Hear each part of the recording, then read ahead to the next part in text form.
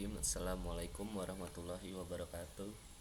Perkenalkan, nama saya Faik Zair Fadilah dari kelas TI 23C3 dengan NIM 3123101030. Di sini saya akan membuat video pembelajaran tentang sistem informasi peminjaman buku perpustakaan guna memenuhi mata kuliah rancangan sistem informasi.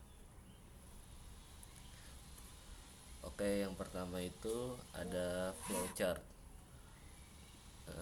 Proses peminjaman buku, flowchartnya.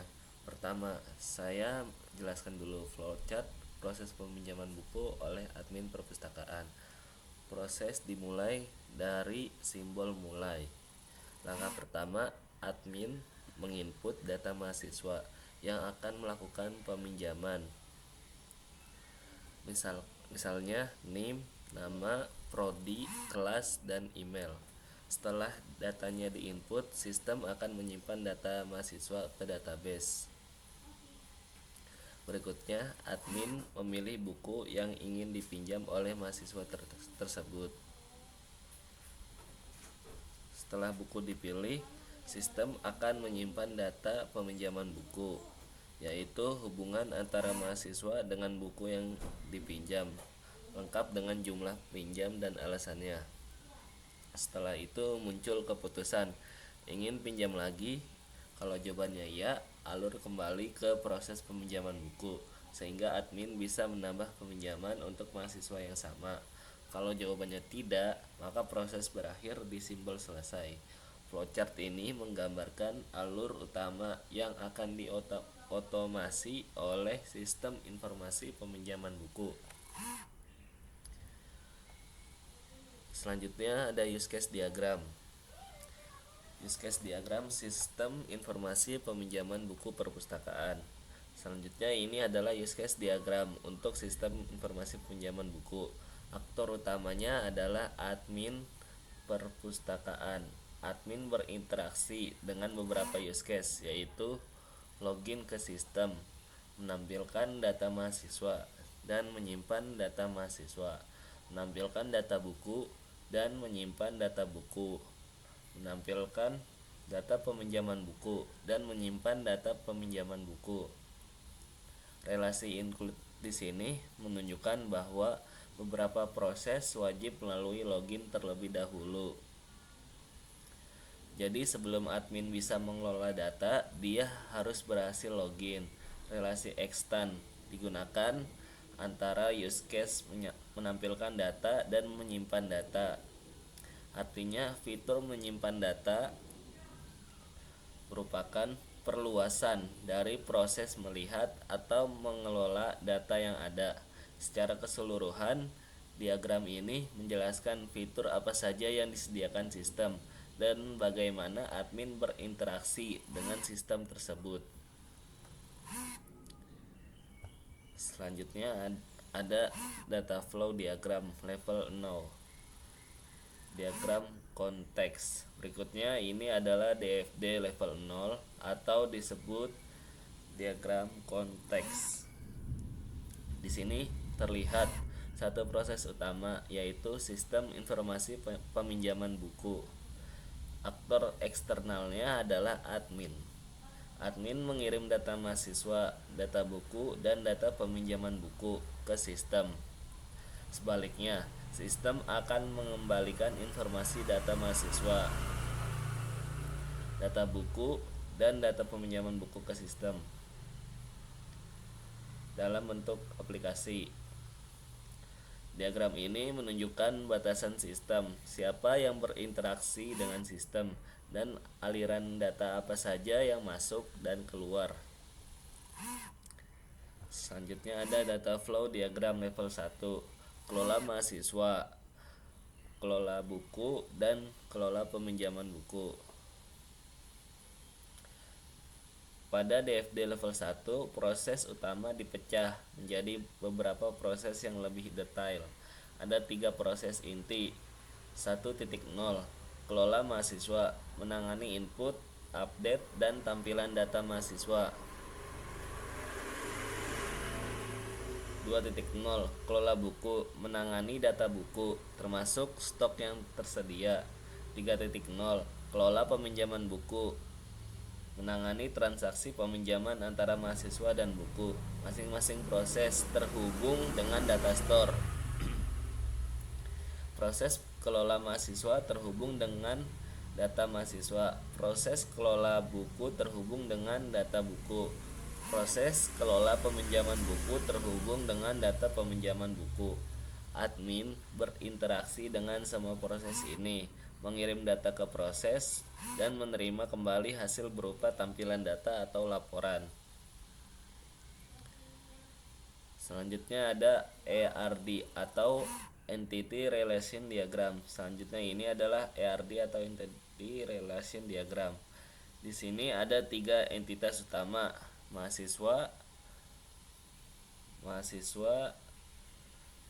dengan primary key name, buku dengan primary key kode buku, peminjaman buku dengan primary key kode peminjaman buku atau kode penyimpanan buku. Entitas peminjaman buku juga memiliki foreign key ke mahasiswa atau name dan ke buku atau kode buku. Hubungan yang terbentuk adalah satu mahasiswa dapat punya banyak peminjaman buku, relasi one to many. Satu buku dapat muncul di banyak transaksi peminjaman buku, juga one to many. ERD ini menggambarkan bagaimana data disimpan dan dihubungkan di level database. Selanjutnya ada kelas diagram. Struktur OOP sistem. Berikutnya adalah kelas diagram yang memodelkan sistem dalam bentuk objek. Ada 3 kelas.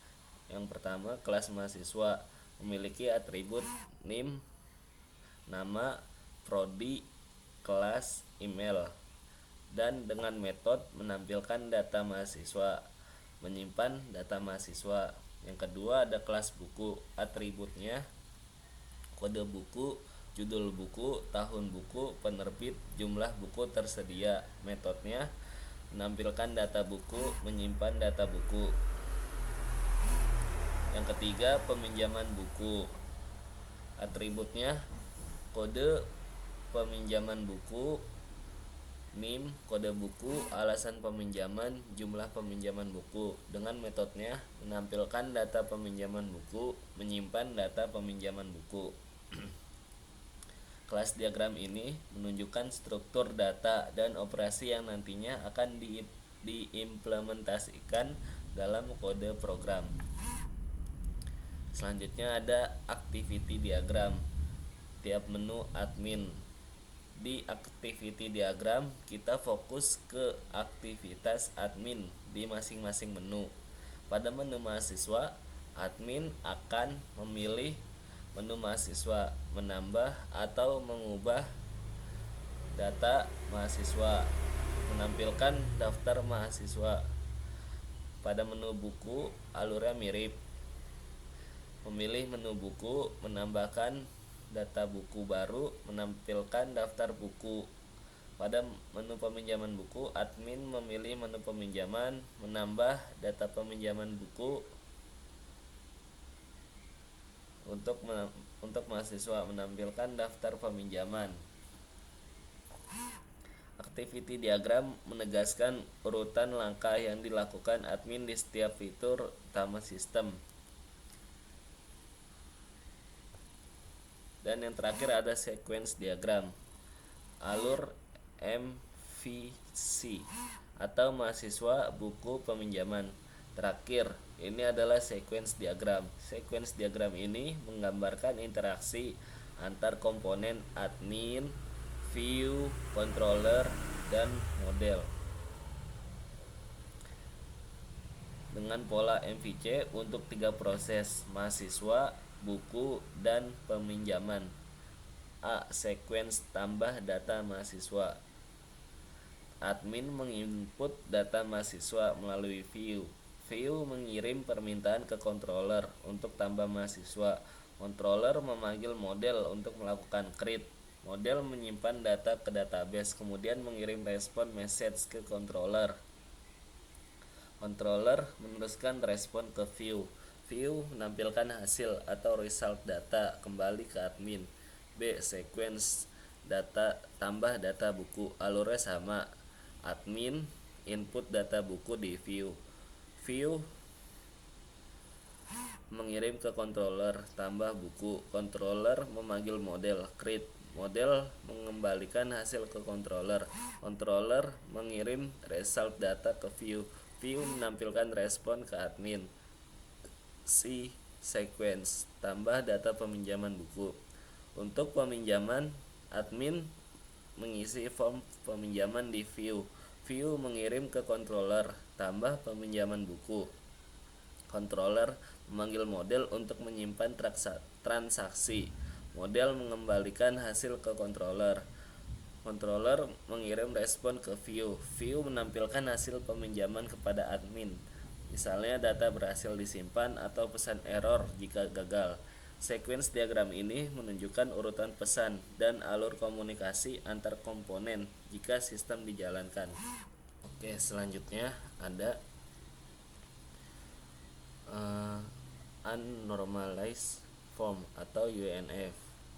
Pertama, saya menjelaskan tabel awal sebelum dinormalisasi. Pada tahap ini, tabel masih dalam bentuk unnormalized atau artinya kolomnya masih bercampur antara data mahasiswa, data buku, dan data peminjaman.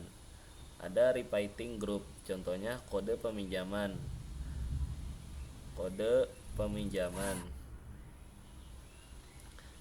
PM01 muncul 2 kali karena mahasiswa yang sama meminjam 2 buku. Ada juga multi value attribute karena struktur seperti ini sulit diproses dan rawan duplikasi, maka tabel harus dinormalisasi.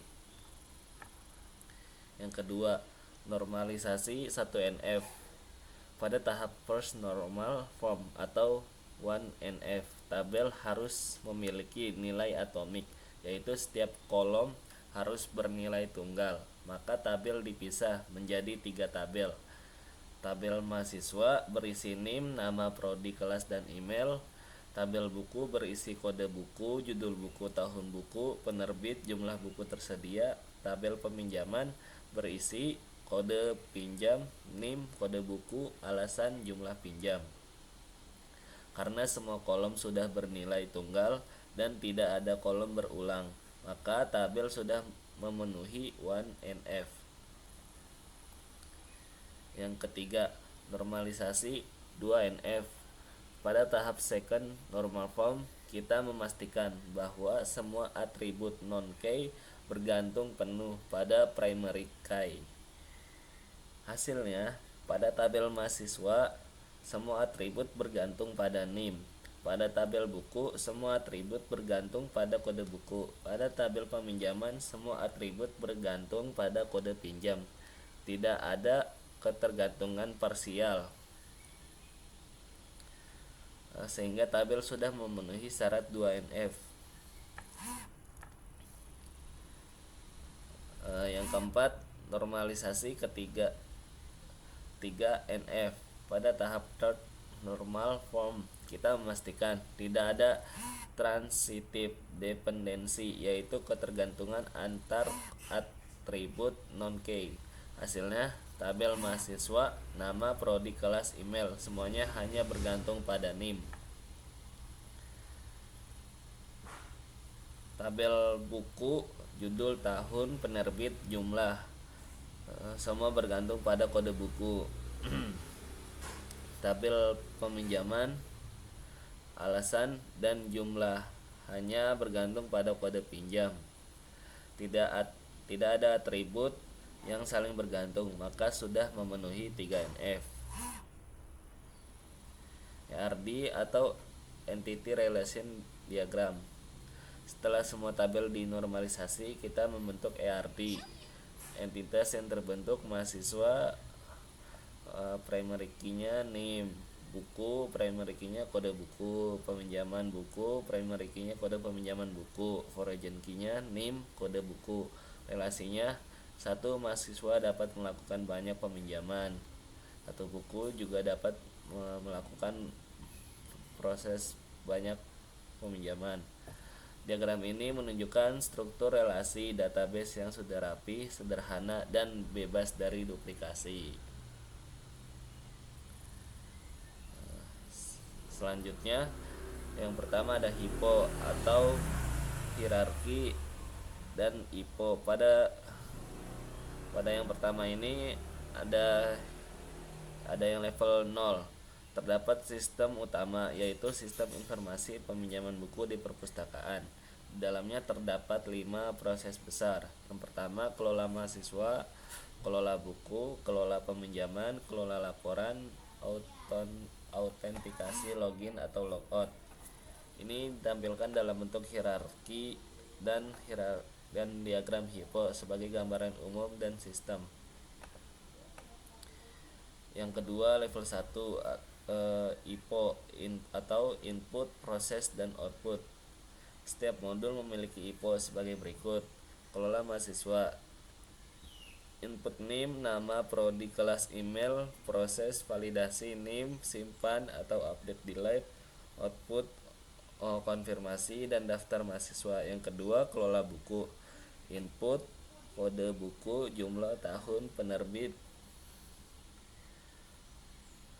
jumlah, proses, validasi kode, simpan data, update stok, output, daftar buku. Yang ketiga, kelola peminjaman: input NIM, kode buku, jumlah, alasan, proses, cek stok, simpan transaksi, kurangi stok, output, bukti peminjaman. Yang keempat, kelola laporan: input, filter, tanggal atau status, proses, generate laporan, output, tampilan laporan. Yang kelima, autentikasi: input, username, password, proses, verifikasi, output, akses dashboard atau pesan error. Level 2, input, proses, output per modul. Yang pertama, kelola mahasiswa: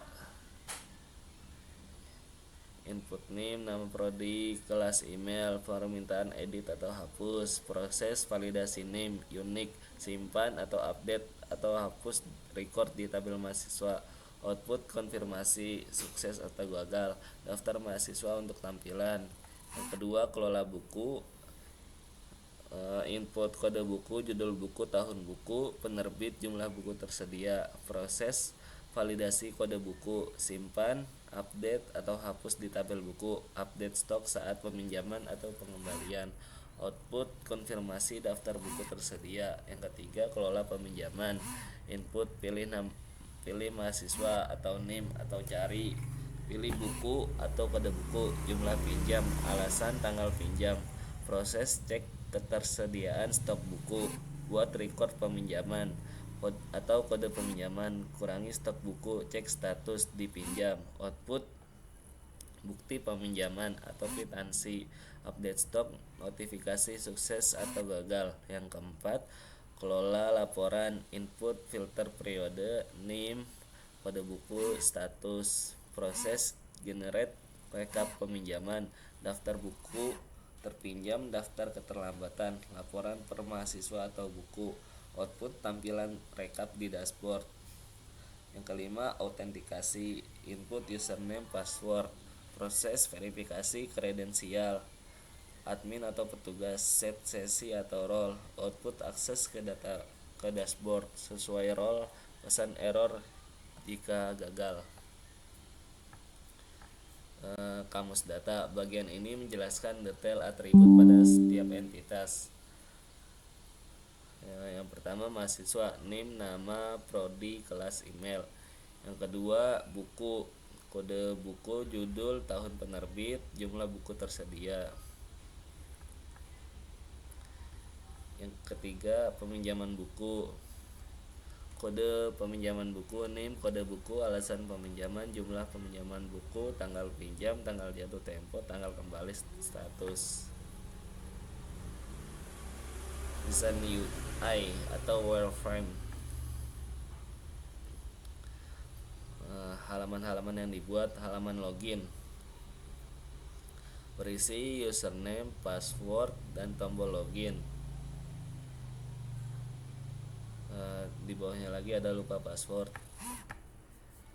Dashboard menampilkan statistik total buku, total mahasiswa, jumlah dipinjam, dan tabel peminjaman terbaru.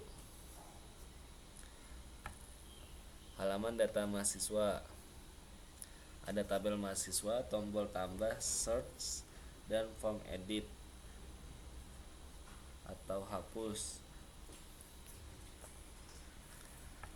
Halaman data buku, mirip mahasiswa tapi khusus untuk data buku. Halaman form peminjaman, ada admin memilih mahasiswa, memilih buku, mengisi alasan dan jumlah, terdapat validasi stok buku.